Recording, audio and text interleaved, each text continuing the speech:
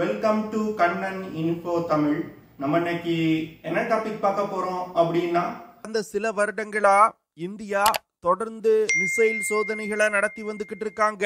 இந்த மிசைல் சோதனைகளுக்கு பின்னாடி ஒரு மிகப்பெரிய திட்டம் இருப்பதா டிஃபென்ஸ் எக்ஸ்பர்ட் சொல்றாங்க. அதாவது இந்தியா தன்னுடைய மிசைல் கேப்பபிலிட்டிய கடந்த 5-6 வருடங்கள்ல மிகப்பெரிய அளவுல அதிகப்படுத்தி இருக்காங்க.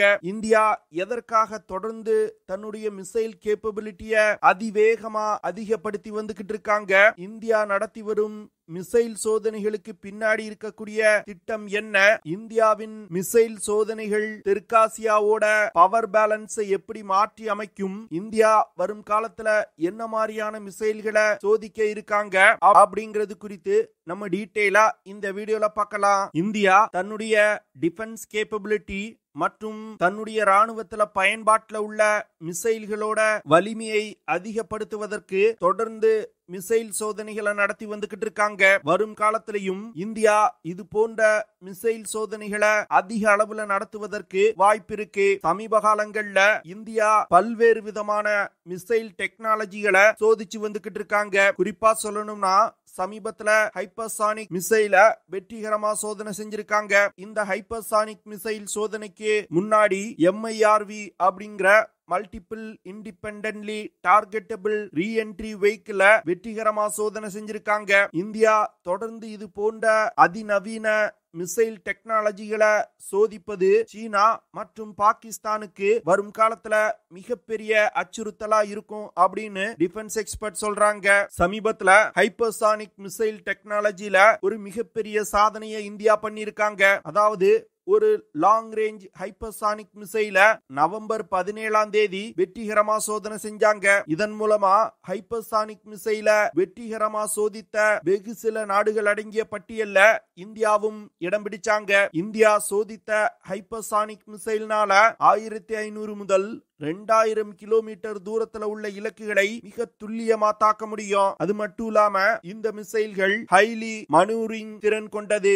அதாவது இந்த ஹைப்பர்சானிக் மிசைல் டார்கெட்டுக்கு அருகில் செல்லும் பொழுது வெவ்வேறு திசைகள்ல பறந்து எதிரிகளின் ஏர் டிஃபென்ஸ் சிஸ்டத்தை குழப்பம். இதனால எந்த ஒரு ஏர் டிஃபென்ஸ் சிஸ்டத்தாலும் இந்த மிசைல்களை இன்டர்செப்ட் செய்ய முடியாது. இந்தியா இந்த லாங் ரேஞ்ச் ஹைப்பர்சானிக் மிசைல சோதித்து இருப்பதன் மூலம் இந்தியானால தொலை தூரத்தில் உள்ள டார்கெட்டுகள் மீது மிக துல்லியமான தாக்குதல்களை நடத்த முடியும். ஹைப்பர்சானிக் மிசைலுக்கு அடுத்து இந்தியா பிரளய் டாக்டிக்கல் பாலிஸ்டிக் மிசைல்களை அதிக அளவுல இந்திய படையில் இணைக்க முயற்சி செய்து வந்துகிட்டு இருக்காங்க. இந்த பிரளய் டாக்டிக்கல் பாலிஸ்டிக் மிசைல்னால 150 முதல் 500 கிலோமீட்டர் தூரத்துல உள்ள இலக்குகளை மிக துல்லியமா தாக்க முடியும். இந்த பிரளய் டாக்டிக்கல் பாலிஸ்டிக் மிசைல்களை தற்போது தரையில் இருந்து பயன்படுத்தும் வகையில உருவாக்கி இருக்காங்க. வரும் காலத்துல போர்க்கப்பல்கள்ல இருந்து லான்ச் செய்யும் வகையில இந்த மிசைல்கள் மாற்றி அமைக்கப்பட உள்ளது. இந்தியாவுடைய மேரிடைம் டிஃபென்ஸ வலிமைப்படுத்துவதற்கு இந்த மிசைல கடற்படையில் பயன்படுத்தும் வகையில டெவலப் செய்ய போறாங்க. அடுத்து மார்ச் 11, 2024 அக்னி 5 மிசைல பயன்படுத்தி MIRV அப்படிங்கிற மல்டிபிள் இண்டிபெண்டன்ட்லி டார்கெட்டபிள் ரீஎன்ட்ரி வெஹிக்கிள இந்தியா வெற்றிகரமா சோதனை செஞ்சாங்க. இந்த MIRV மிசைலை இந்தியா சோதித்ததன் மூலம் ஒரு மிசைலை பயன்படுத்தி பல அணு ஆயுதங்களை சுமந்து சென்று தாக்குதல்களை நடத்த முடியும். இது இந்தியாவுடைய ஸ்ட்ராட்டஜிக் நியூக்ளியர் டிட்டரன்ட் கேப்பபிலிட்டியை மிகப்பெரிய அளவில் அதிகரிச்சிருக்கு. இந்த MIRV வார்ஹெட் கொண்ட மிசைல்களை எந்த ஒரு ஏர் டிஃபென்ஸ் சிஸ்டத்தினாலையும் தடுக்க முடியாது. இதனால இந்தியா MIRV வார்ஹெட் பொருத்தப்பட்ட அக்னி 5 மிசைல சீனா இல்லன்னா பாகிஸ்தான் மீது லான்ச் செஞ்சாங்கன்னா கண்டிப்பா அந்த நாடுகள் மீது அணு ஆயுத தாக்குதல் நடத்தப்படும். இது இந்தியாவுடைய அணு ஆயுத தாக்கும் திறனை மிகப்பெரிய அளவில் அதிகரிச்சிருக்கு. அது மட்டும் இல்லாம இந்த MIRV டெக்னாலஜியை உருவாக்கி இருப்பது இந்தியாவுடைய நியூக்ளியர் ஆர்சனல நவீனப்படுத்தும் ஒரு முயற்சி அப்படின்னு டிஃபென்ஸ் எக்ஸ்பர்ட் சொல்றாங்க.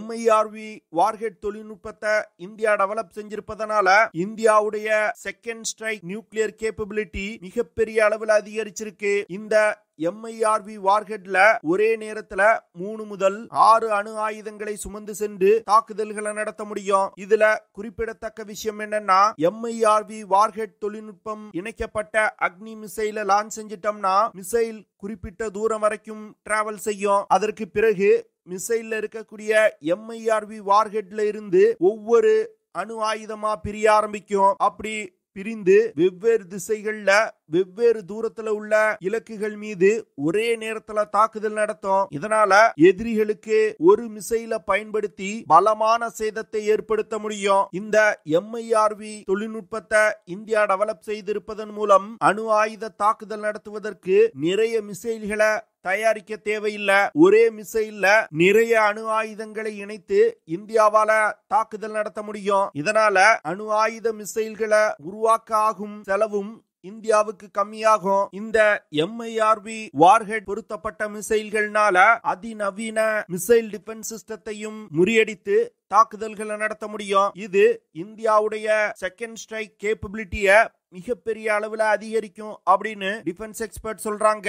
எதிரி நாடு இந்தியா மீது முதல்ல ஒரு அணு ஆயுத தாக்குதல் நடத்தினாலும் இந்த MIRV வார்ஹெட் தொழில்நுட்பம் கொண்ட மிசைல்கள் இருக்கிறதுனால இந்தியாவால இரண்டாவதா எதிரிகளுக்கு ஒரு பலத்த அடியை கொடுக்க முடியும். இந்த MIRV டெக்னாலஜி இந்தியாவுடைய அணு ஆயுத தாக்கும் திறனை பல மடங்கு அதிகரிச்சிருப்பதா டிஃபென்ஸ் எக்ஸ்பர்ட் சொல்றாங்க. இந்த MIRV வார்ஹெட் தொழில்நுட்பம் பிரத்யேகமா சீனா மற்றும் பாகிஸ்தானுக்கு வரும் காலத்துல மிகப்பெரிய அச்சுறுத்தலா இருக்கும். DRDO வரும் காலத்துல பல மிசைல்களை சோதிக்க திட்டமிட்டு இருக்காங்க. குறிப்பா சொல்லணும்னா இந்திய ராணுவத்திற்கு ஷோல்டர் ஃபயர் ஏர் டிஃபென்ஸ் மிசைலை டெவலப் செய்து வந்துகிட்டு இருக்காங்க. இந்த ஷோல்டர் ஃபயர் ஏர் டிஃபென்ஸ் மிசைலை பயன்படுத்தி ட்ரோன்ஸ், விமானங்கள், ஹெலிகாப்டர் போன்றவற்றை தாக்கி அழிக்க முடியும். இந்த மிசைல்கள் பிரத்யேகமா சீனா மற்றும் பாகிஸ்தான் எல்லையில அதிக அளவுல இந்தியா பயன்படுத்துவதற்கு திட்டமிட்டு இருக்காங்க. முதற்கட்டமா 350 லான்ச்சர்களும் 2000 மிசைல்களையும் வாங்குவதற்கு இந்திய ராணுவம் திட்டமிட்டு இருக்காங்க. இந்திய ராணுவம் தன்னுடைய ஆர்ட்டிலரி யூனிட்டை நவீனப்படுத்துவதற்கு முயற்சி செய்து வந்துகிட்டு இருக்காங்க. அந்த ஆர்ட்டிலரி யூனிட்ல புதிய கன் சிஸ்டங்கள் இணைக்கப்பட்டு வந்துகிட்டு இருக்கு. அது மட்டும் இல்லாம ஹைப்பர்சானிக் மிசைல்களையும் இந்த ஆர்ட்டிலரி யூனிட்ல இணைப்பதற்கு இந்தியா திட்டமிட்டு இருக்காங்க. பினாக்கா மல்டி பேரல் ராக்கெட் லான்ச்சர்களோட தாக்கும் தூரத்தை அதிகப்படுத்துவதற்கும் முயற்சிகள் நடந்து வந்துகிட்டு இருக்கு. இதனால வரும் காலத்துல இந்தியாவுடைய ஆர்ட்டிலரி யூனிட்டோட ஃபயர் பவர் மிகப்பெரிய அளவுல அதிகரிக்கும் அப்படின்னு டிஃபென்ஸ் எக்ஸ்பர்ட் சொல்றாங்க. DRDO இது போன்று தொடர்ந்து மிசைல் சோதனைகளை நடத்துவது இந்தியாவுடைய அஃபென்சிவ் மற்றும் டிஃபென்சிவ் கேப்பபிலிட்டியை மிகப்பெரிய அளவுல அதிகரிக்கும். இந்தியா தொடர்ந்து ஸ்ட்ராட்டஜிக்கல் முக்கியத்துவம் வாய்ந்த லாங் ரேஞ்ச் மிசைல்களை சோதிச்சு வந்துகிட்டு இருக்காங்க. இதற்கு காரணம் தற்போது உலகில் நிலவக்கூடிய ஜியோபொலிட்டிக்கல் சிச்சுவேஷன் தான். அது மட்டும் இல்லாம சீனா மற்றும் பாகிஸ்தான் அப்படிங்கிற 2 அணு ஆயுதங்களை வச்சிருக்கக்கூடிய எதிரி நாடுகளுடைய செயல்பாடும் இந்தியா அதிக மிசைல்களை டெவலப் செய்து சோதிப்பதற்கு ஒரு காரணம். அது மட்டும் இல்லாம இந்தியா மிசைல் டெக்னாலஜில தன்னிறைவை அடைவதற்கு முயற்சி செய்து வந்துகிட்டு இருக்காங்க. அதற்கு இது போன்ற சோதனைகள் மிகப்பெரிய அளவுல கை கொடுக்கும். வரும் காலத்துல இந்தியா குளோபல் மிசைல் டெக்னாலஜி அட்வான்ஸ்மெண்ட்ல மிகவும் ஒரு முக்கியமான இடத்தை பிடிக்கும். இது போன்ற அதிநவீன மிசைல்களை இந்தியா டெவலப் செய்யறது இந்தியாவுடைய டிட்டரன்ட் டைனமிக்ஸை மிகப்பெரிய அளவுல மாற்றுவதற்கு வாய்ப்பு இருக்கு. குறிப்பா இந்தியா ஒரு அக்ரெசிவான நியூக்ளியர் போஸ்டரை மெயின்டைன் செய்வதற்கு இது போன்ற மிசைல்கள் ரொம்பவும் அவசியம். இந்தியா தற்போது no first use of nuclear weapon அப்படிங்கிற நியூக்ளியர் பாலிசியை ஃபாலோ செய்றாங்க. ஆனா இந்தியா தொடர்ந்து இது போன்ற அதிநவீன மிசைல்களை டெவலப் செஞ்சாங்கன்னா no first use of nuclear weapon பாலிசியில இருந்து இந்தியா விலகுவதற்கு வாய்ப்பு இருக்கு. இந்தியா ஒரு அக்ரெசிவான நியூக்ளியர் போஸ்டரை மெயின்டைன் செஞ்சாங்கன்னா பாகிஸ்தானுக்கு அது மிகப்பெரிய அச்சுறுத்தலா இருக்கும். ஏன்னா இது நாள் வரைக்கும் பாகிஸ்தான் எங்களிடம் அணு ஆயுதங்கள் இருக்கு, நாங்க அதை இந்தியா மீது பயன்படுத்துவோம் அப்படின்னு மிரட்டல் விடுத்து வந்துகிட்டு இருந்தாங்க. ஆனா இந்தியா தொடர்ந்து தன்னுடைய மிசைல் கேப்பபிலிட்டியை அதிகரிக்க இந்தியா தன்னுடைய அணு ஆயுதங்களை முதலில் பயன்படுத்துவதற்கு வாய்ப்பு இருக்கு. இது சவுத் ஏசியாவோட ஸ்திரத்தன்மைக்கு ஒரு மிகப்பெரிய அச்சுறுத்தலா இருக்கும். ஆனா இந்தியா எப்பொழுதுமே பிரச்சனைக்கு போக மாட்டாங்க. சீனா மற்றும் பாகிஸ்தான் தான் இந்தியாவுக்கு பிரச்சனை கொடுப்பாங்க. இப்போ இந்தியா தன்னுடைய நியூக்ளியர் போஸ்டரை அக்ரெசிவா மாத்துனாங்கன்னா சீனா மற்றும் பாகிஸ்தான் இந்தியாவிடம் அடிபணிந்து போக வேண்டிய நிலை ஏற்படும். இந்தியா